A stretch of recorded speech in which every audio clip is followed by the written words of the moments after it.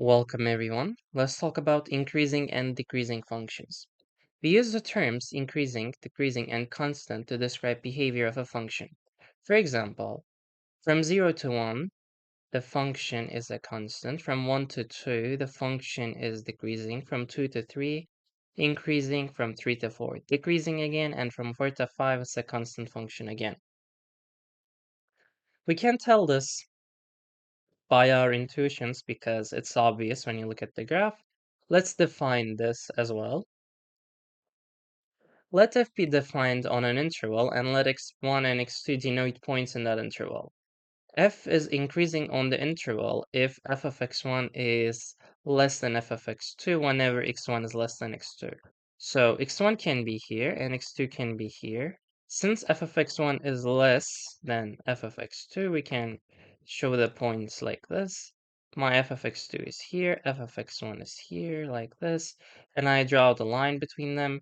Clearly, this function is increasing. If you apply the second one, f of x1 being greater than f of x2 whenever x1 is less than f of x2, you will see that the function looks like this, and when it's a constant, it's clearly equal. Alright. The question is, what if we don't have the graph? How do we know if a function is increasing or decreasing on some interval? We use the increasing decreasing test, which is related with the first derivative. If first derivative is greater than 0 for every x on some interval I, then f of x is increasing on the interval. If first derivative is less than 0 for every x on some interval I, then f of x is decreasing on the interval. If derivative of the function is 0, then for every x on some interval I, then f of x is constant. So we will check the first derivative and we will see how the function behaves, even though we don't have the graph. I want to add one more thing to this. We will talk about this detail in the future, but for now, let's define a function f and let's define a point c. If at the derivative at the point c is equal to 0, this point c is called critical point, which is also really important. Let's see some examples and let's see how do we apply these. Okay. Apply the increasing decreasing test for the function f of x is equal to x cubed minus 3x squared plus 2. How do I apply the theorem? First, I differentiate the function. 3x squared minus 6x, constant and 0. I will let this be equal to 0 because I want to find the critical point, so therefore I can make the sign table for the derivative. I will decide where this function is increasing, which gives us x squared minus 2x is equal to 0, x multiplied with x minus 2 is 0, my first root is 0, my second root is 2. Now, I need to know how this f derivative behaves, where it's increasing, where it's decreasing, so I can talk about the behaving of the function. The points are 0 and 2. This part goes to infinity, this part goes to negative infinity. I pick a value from this interval. I tried 3, for example. 27 minus 18, so this part is positive. I plug 1 in, 3 minus 6, negative. Negative 1 is going to be positive. According to this table, I can say increasing intervals. I will check the signs. At this interval, negative infinity, 0, open interval, the function is increasing. Union from 2 to infinity, I am also increasing. This is my increasing interval. What about decreasing interval? It's pretty obvious from this point, right? Interval. It is from 0 to open interval. We don't include the endpoints because at these points, derivative is equal to 0. You might see some books are including these points, but mathematically it's not that correct. It is better to keep the intervals open. Apply the increasing decreasing test for the function f of x sine of x plus x on the interval, closed interval. This time the interval is given to us, really nice. I will start with differentiating the function again.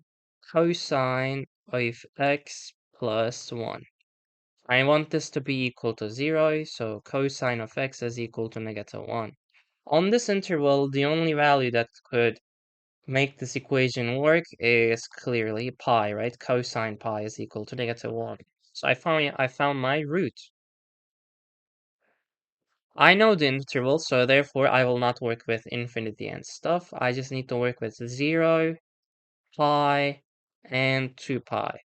Right side and left side of the 2 and 2 pi does not matter here. We don't work with these parts.